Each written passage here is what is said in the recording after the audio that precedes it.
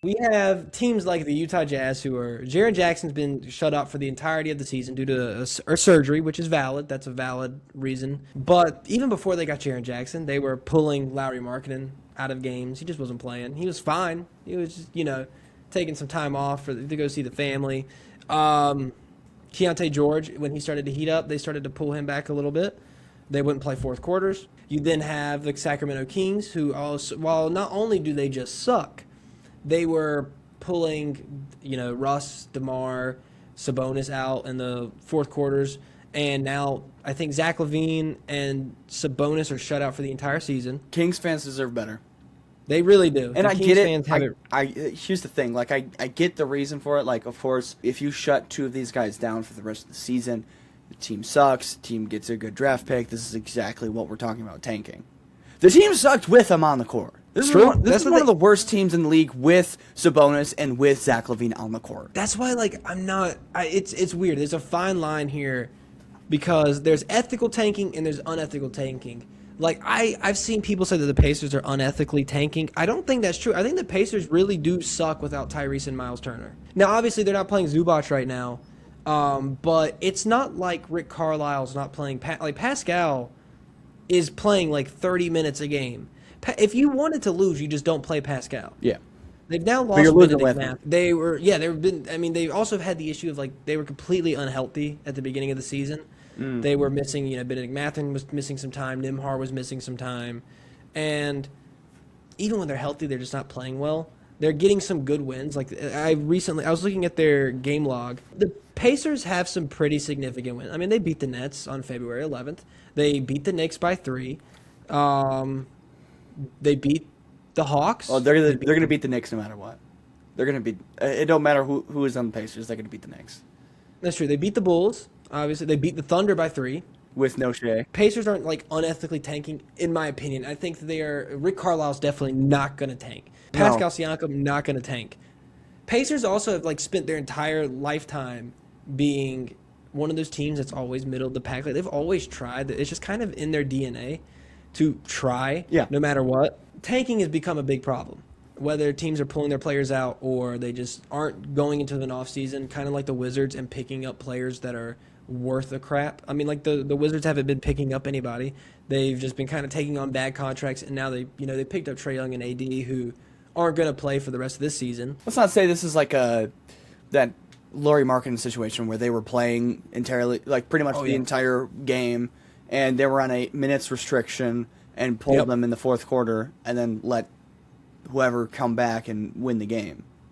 If they were on a minutes restriction, they would have divided up the minutes and had them play in the fourth.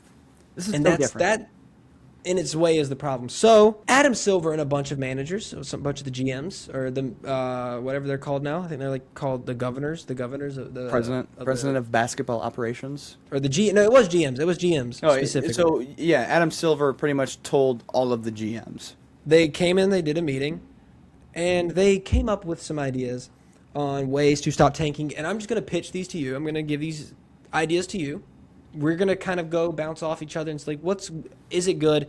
Is it bad? Okay. And why is that? Sure. I think, I liked some of the stuff here that I saw, but maybe I'm just not thinking about it correctly and could be missing the bigger picture here. So the first thing that was discussed to curb tanking, and keep in mind, these will be starting next year. One of these, I don't know if all of them are getting started next year, but it was announced that some of these... Something's going to change.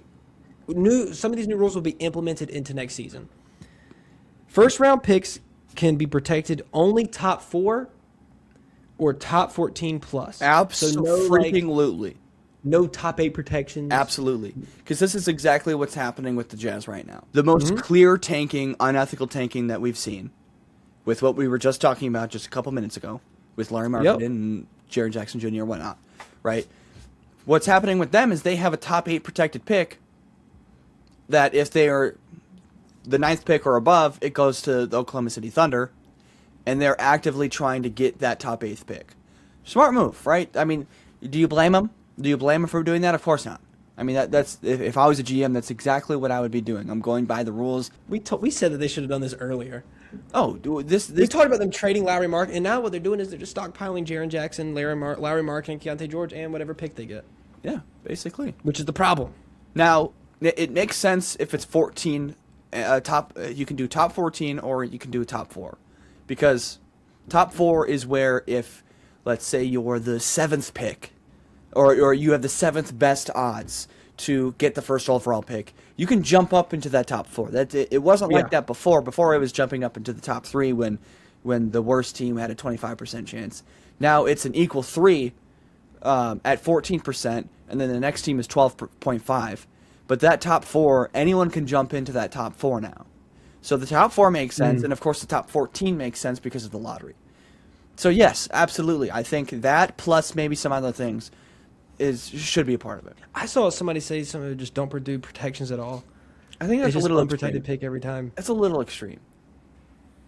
Is it not? I don't like it, but I think it'd be interesting.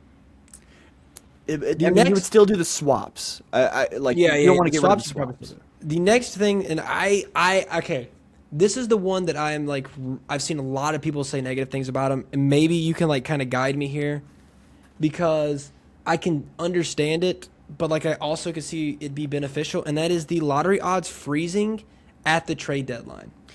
Yeah, I've seen this as well.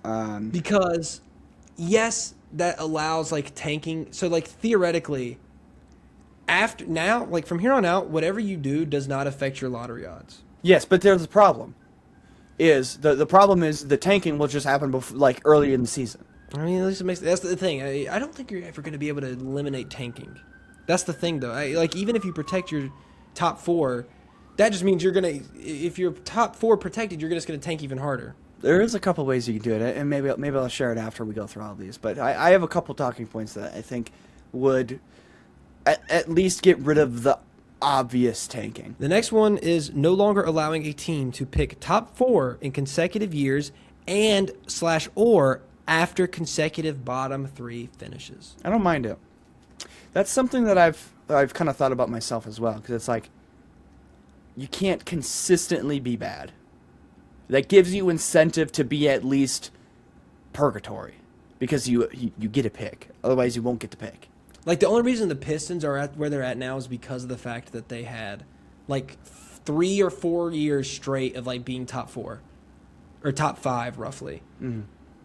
Because you had Cade, Jalen Duren, Asar Thompson, Jaden Ivey, and like all of those, and then even Ron Holland. I think those were all within like a good 6-year span of them just getting like 4, 5, 6 constantly. Yeah. So like if they lost like even 2 of those picks or like 3 of those, they'd still suck.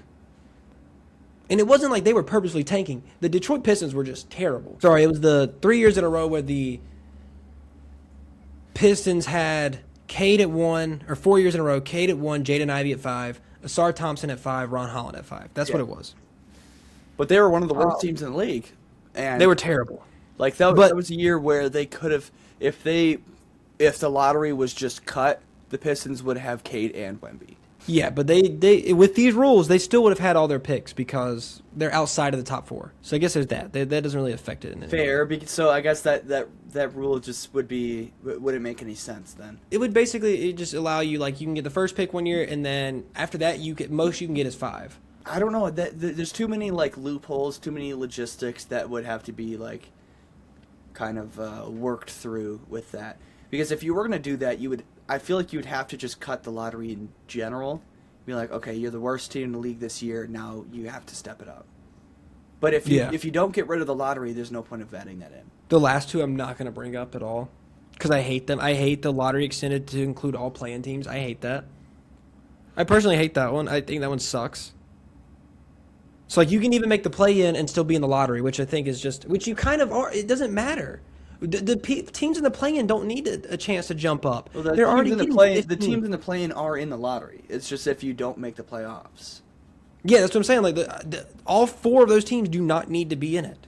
The 8th seed for the 8 and 7 seed for both conferences do not need a lottery spot. Right, because I mean that just kind of gives them a little bit of chance to get up to the top 4. Exactly. Like it's a small chance, but we saw it in Dallas. They jumped all the way up to 1. Like they don't chance. And then the flatten the odds for all lottery teams. That's terrible. Horrible idea. What? Terrible idea. Flattening the odds is what's got us here. We haven't seen, and I said this on the TikTok that I made today as well. In the 7 years that we've had this lottery situation where the the worst 3 teams have an equal 14% chance, not one time did the worst team in the league get the first overall pick. That's already flattened enough. If we flatten it out for everyone, now we have now the Jazz and the Wizards and the Pacers and the Spurs and the Thunder have an equal chance to get Darren Peterson or AJ Demancia. Yep. It would make a little bit more sense if you didn't allow the teams that traded. No, I'm trying to justify it. It doesn't work. Teams that traded, that should not affect anything. If you traded for the pick, you should get it automatically. I'm going to go ahead and shout out Playoff Zinzi. Zinzi. This is all from his Twitter. I'm going to actually screen share it because I want to give the guy credit. These are not my ideas. These are his, and I found them interesting. So these are the things that this guy would do that have to do with if he was NBA commissioner, how he would kind of fix tanking. Proposition 1, shorten the lottery to 10 slots, bottom 5 per conference. This would mean that play-in teams will never have the opportunity to jump in the draft except via trade. Hold on, stop. I'm going to stop you right there. Bottom 5 per conference. I love the idea. How it should be. This is something that I love about the NFL, and hopefully we can get to that point when we actually have those 2 expansion teams and we have 32 teams. I love the competition between the Packers and the Vikings, the Packers and the Bears. Though I hate those teams, I hate the Vikings, I hate the Bears, but that's the beauty of it. Like, I hate those teams so much, they're a rival. So if we, like, really go by conference or go by division where, like, we put more of a magnifying glass on specific conferences and make those conferences have more of a hatred towards each other. We don't have that enough. And that's why the people that are saying, like, let's just get rid of conferences and have 1 through 16. I mean, yes, I get the idea of having the best 16 teams in the playoffs, sure. But stuff like this, like the bottom 5 per conference, that means you the bottom 5 in one conference and the bottom 5 in another conference have the best. Like, it's only those people who are in the lottery. That makes so much more sense. So, like, right now, the bottom 5 in the West would be the Kings, the Pelicans. Pelicans don't have their pick, though, so who cares? The Jazz, the Mavericks, and the Grizzlies. Those are your bottom 5 in the West. And then the bottom 5 in the East are the Pacers, the Wizards, the Nets, the Bulls, the Bucks. Yeah. Cool with me. So, like that. The Bucks and then you can kind of go based off of, I guess. And if we add that plus the top 4 protection and a top 10 protection, those are the only 2 protections you have. I'm fully in on that. So the proposition 2 is that teams that have won a first overall pick can't have a top 4 pick for the next 5 years. See that? Okay. I like that one too. Sure, I certainly don't mind that because there's an incentive to be better, I guess. Because you're not. Does it make an incentive? You could just be a bad team still, and then I guess there's an incentive to not be a bottom 5 team. That's pretty much it. Yeah, because at this point you're only going to get top 5. Like, you at least want to be. You're going to automatically want to play better because even if you decide if you're going to come out there and tank, what are you tanking for? The 5th pick? The 6th pick? Yeah. Automatically, you're not. It automatically brings you like, okay, like the Mavericks are going to have to come in. I'm in on it. They got Cooper Flag. Okay, we automatically have to be better. Well, obviously we don't have to, but there's no reason to be bad, essentially. So I do like it. Then that's more of everything. The rest of the stuff is kind of all-star. Which still gives that other team an incentive to be better, even though they don't have the pick. Regardless, you really don't want them to get a top 4 pick because if you had your own pick, you wouldn't have gotten it, but the team that you traded that pick to would get that pick. So there's a slight bit more incentive there. Like, we're chipping away at this. The guy had some ideas that both of his ideas, and it goes on, and like there's more if we ever wanted to talk about it. Yeah, like he talks about that could probably be like an entire video. He talks about like a loan system, all-stars, fixing all-stars, Offensive Player of the Year, NBA Cup, revisiting conferences, revisiting the G League. The dude goes in a lot of detail. Yeah, we could definitely go into that at some point. I really shout out to Playoff Zinzi. Here's my two propositions. A, we find the Jazz and we find the Pacers 100K and 500K. That is laughable to these billionaires. Yeah, they don't care. 100K? I thought that was your pitch. I was like, what the No, 100K? Are we kidding me? Do you know how much that is to a billionaire? Like, if we look at pocket change, dog. We look at 1 million. There was some sort of stat where it was like the difference between 1 million and 1 billion is like 1 second to like 37 years or some crazy outlandish. I know you're talking about, yeah. Right? Divide that million by 10. That's how much you just fined them for fining them for tanking. So, but I like the idea of fining. Now, the exact number we can get into, maybe it ranges from how obvious the tanking is, but major fines need to be put out to teams that are tanking.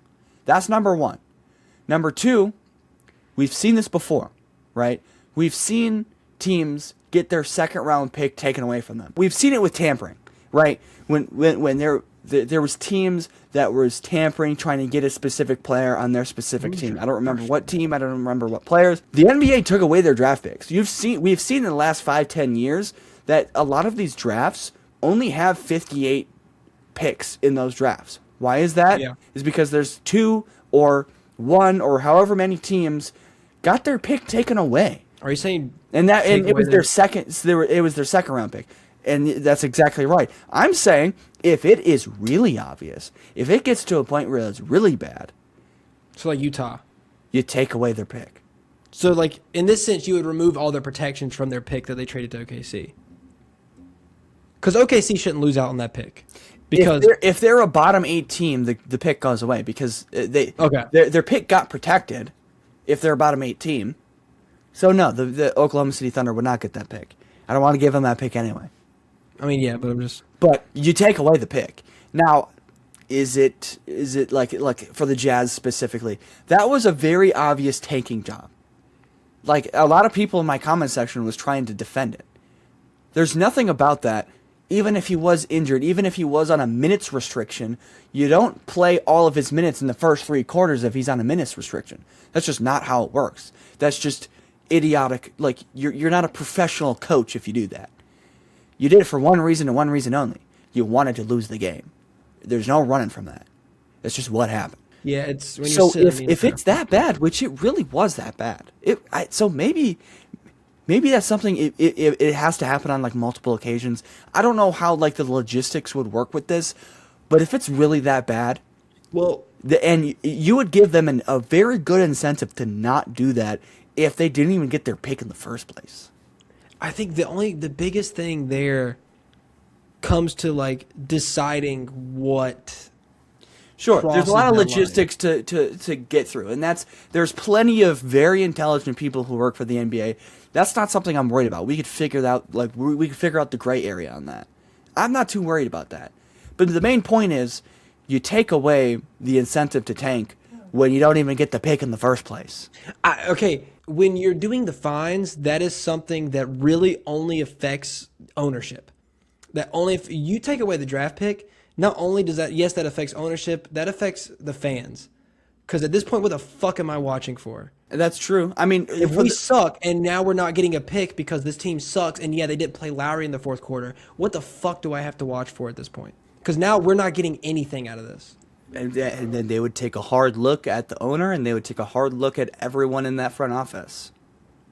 I know, but it just seems problem. Like it's really, if we're gonna call it a problem, let's treat it as the problem and look at it at face value. It 100% is a problem, but what I'm getting at is like punishing. At the end of the day, you're not only punishing, like you're punishing just the fans who are sitting at home working their blue collar job and like hoping one day they can, they're gonna come home and watch it, drink a beer, and because management and like what it does is first off, it's not gonna cause the owners to sell, so they don't really lose anything there. The GM most likely. I mean, the worst case scenario is that the GM gets fired, probably. But at the end of the day, it kind of comes down to ownership. Well, they're already doing that by tanking in the first place. They're already not treating their fans well by doing this very obvious tanking. Yes, but this is like strictly the NBA punishing not only this is the NBA spitting on the fans. The fans had nothing to do with this, so now they're having to watch their team suck while also losing out on their pick. That is true, but I mean that's just kind of what's the term? But that's not Jack. What you're not getting is like it's guilty by association because like but that's not. How are they guilty of that? It's just a term. It's the terminology of like, oh, you're in on this because you're a fan of this shitty ass franchise in the first place. You can't. Sometimes you just can't help that shit. I mean, you can. You can. I'm sorry. That is like you're not like you're. That's the NBA spitting on the fans. It's not. There's like yes, it is. It ricochets onto them. Yes, like I'm not disagreeing. That's like it's on the franchise itself. Like you're spitting on the franchise because they're spitting on their fans. So much deeper than that. It goes so much deeper. It does. I'm not disagreeing with that. Like sometimes you gotta fight. You gotta fight fire with fire. I mean, what else are you gonna do? If you really want people to not tank, the reason why they're tanking is to get that good draft pick. That's the main goal here, right? You take away that thing that they're trying to get, they're not running after it because it doesn't exist. I think that's like obviously I understand like the thought behind it. And I understand the reasoning because for a second there I was with you, but I'm just trying to imagine as a Hornets fan, right? We had some really shitty years. Yeah. Right? I'm now imagining one of those years where we are bad. Like we've been bad for a long time. We're still. I mean, we're the 9th seed right now. Actually, you're damn near better than the Warriors right now. It's like a 3-game. Well, we gotta wait because I'm really worried. It has nothing to do with anything that our hot streak came right before All-Star break. I'm extremely concerned about that. I'm not worried about your team, dude. Your team is so much fun to watch. They are great. They played all right tonight. While yes, I understand the incentive of it. To me, for the NBA to not only want to like obviously you want to give like the franchise like okay like this is what's going to happen and obviously this is extreme examples like this is like the very obvious parts. If the franchise does decide we're going to tank anyway and they lose that first overall pick, I think the slight or the collateral damage that it does to said fan base is where a problem lies. I think I got somewhat of an analogy here. Okay, this is a little bit of an analogy. Think of it like a nuclear bomb.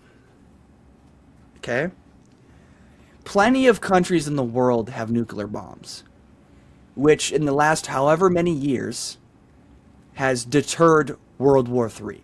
Because hey, I have a nuclear bomb. Don't mess with me. Well, I have a nuclear bomb too. All right, then we're just going to stay clear from each other because if we both go at it, the entire world blows up. That's essentially what's happening here. Like you're fighting something that's really serious with something that's even more serious, enough to where it will literally deter them from tanking it, like doing the very. Again, this is like very extreme examples, but like it's going to deter them from being extremely out there with their tanking, like what we just saw with the Utah Jazz. Pulling your two best players in the fourth quarter and not bringing them back when the other team is coming back, that is the clearest. I mean, take injuries out of it. They were playing in the game anyway. It's going to incentivize just teams to be sneakier about it.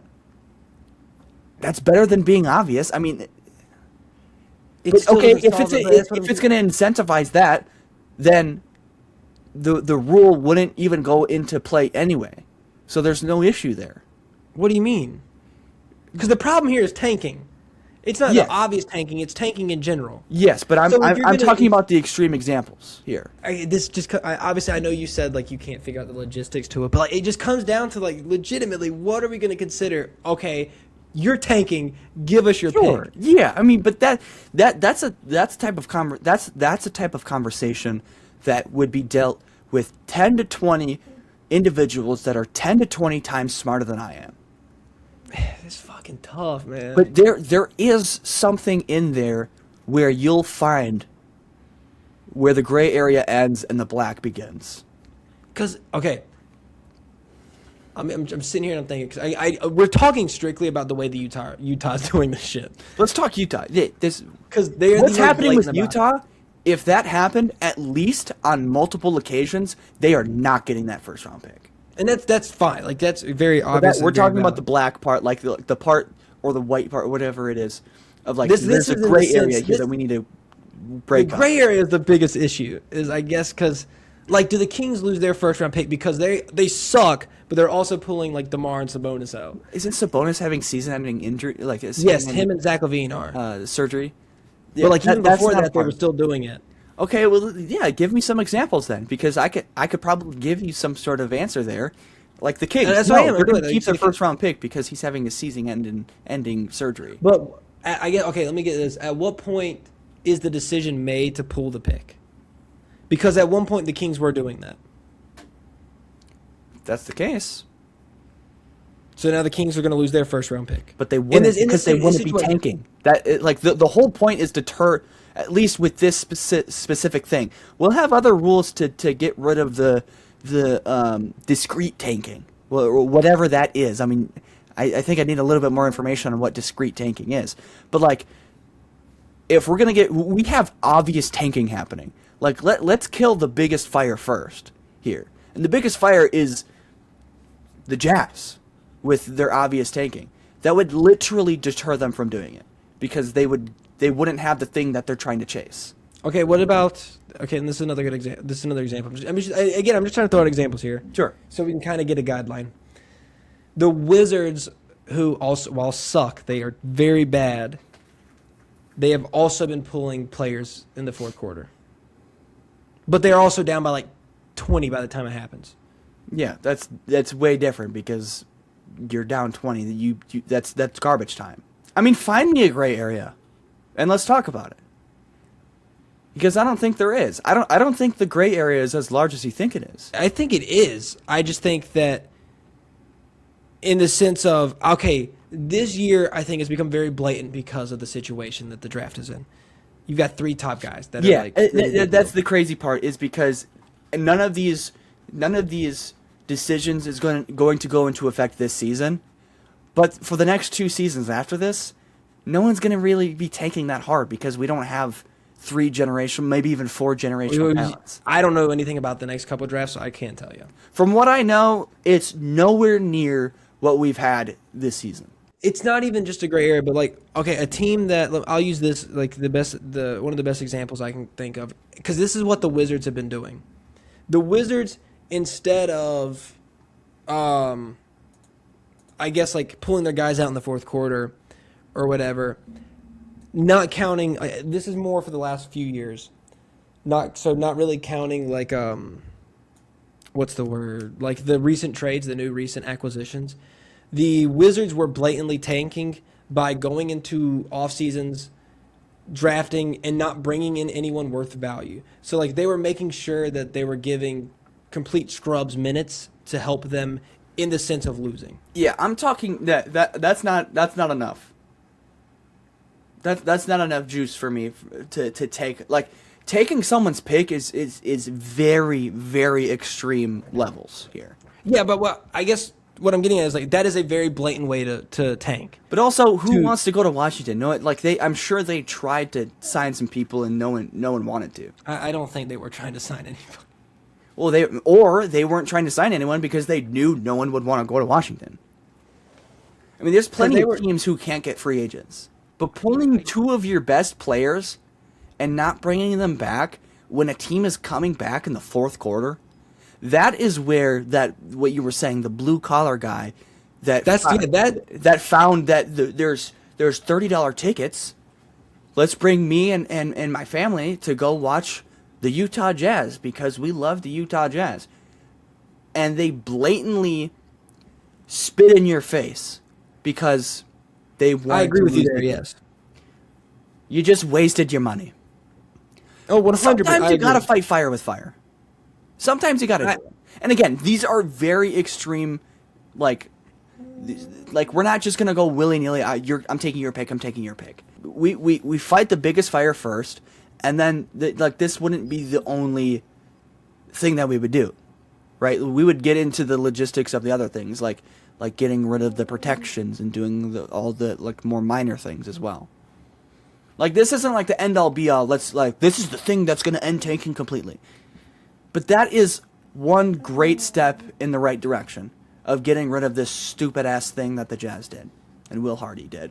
I don't think it was Will Hardy's decision. Will Hardy definitely doesn't seem like the coach to be like, yeah, this is what we're gonna do. Well, I mean, someone's got to do it. Someone's got to answer for it, and the general managers are the ones that do it. Well, the guy that edits the lineups is the. But no, because if your boss says, "Hey, we're tanking," you can either tank or you can hit the road. You're editing your lineup to tank. Sure. Then they would be the GM. I mean, yeah, that's a gray area type of. I think that the tanking strictly. I don't think coaches, because at the end of the day, the coaches have to like.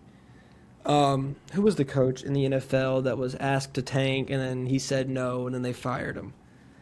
I have no idea.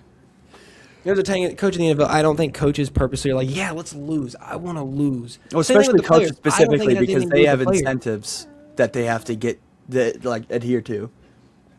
GMs and ownership are usually the ones that. Sure. Okay. Then Danny Ainge. Because even like if Will Hardy, I think is 100% is Danny Ainge. It is something Danny Ainge would do. Huh. But like if general manager didn't want the tank and Will Hardy is blatantly tanking, don't you think Danny Ainge would be like, hey, I'm your boss, stop that shit? So okay, then Danny Ainge. Sorry, okay. These are some I like Danny Ainge. I like Will Hardy as a coach. He's a great coach. I love Will Hardy. And I don't think this is his fault. It's the same thing with like Rick Carlisle. This is not Rick Carlisle's fault. The Pacers are ass. Okay, you know what? We're stripping all your picks away, Utah. Sorry, Utah fans. You haven't had a lot. You do this shit next year, your first round pick is gone. That if I was the commissioner, that's what I would do. I know you haven't had a lot since Stockton or Malone. You kind of had the D Mitch era. That's over now. You're losing your picks. Sorry, bud. At least like have some dignity and be discreet about it. No, seriously, like have a little bit of dignity. They have no dignity about it. That's what's crazy. That's what I'm saying. This is what I'm saying. Like the extreme examples, like this. I do agree. Like the extreme examples, some goddamn dignity. I agree in the extreme examples. More what I was getting at is like the logistics, which I know we don't know the logistics of it. But can you at least agree that there is plenty of people in the NBA that are far smarter than both of us combined? 100%. Could probably figure that out. Adam Silver's not one of them, though. No. We'll make it a tournament. If you can win this tournament, you get to keep your pick. That is stupid. That was another thing that people were saying. Like, let's have a toilet bowl tournament. Well, it's that's what Adam Silver does with everything. If you look at that in a vacuum and be like, okay, well now you're giving them incentive to. You have to win to get the pick, right? But like, how does it work? Does the winning players have no incentive? The team has incentive. The players have no incentive because I didn't want to say that like Zach LaVine, for example.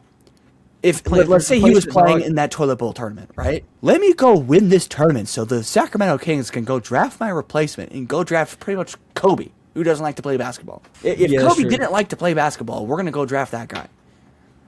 Which Darren Peterson's starting to fall in the draft rankings because of that, but that's a whole nother conversation.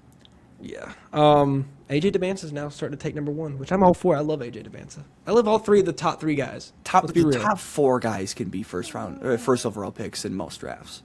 That's true. I mean, Caleb Wilson is raw as hell. He has a lot of meaning. He has a lot of things to fix. The worst teams out there are going to have a hard time winning just because they suck. Like legitimately. I'm thinking about like who the teams would be this year. Are you talking about the toilet bowl still? Yeah, it's just if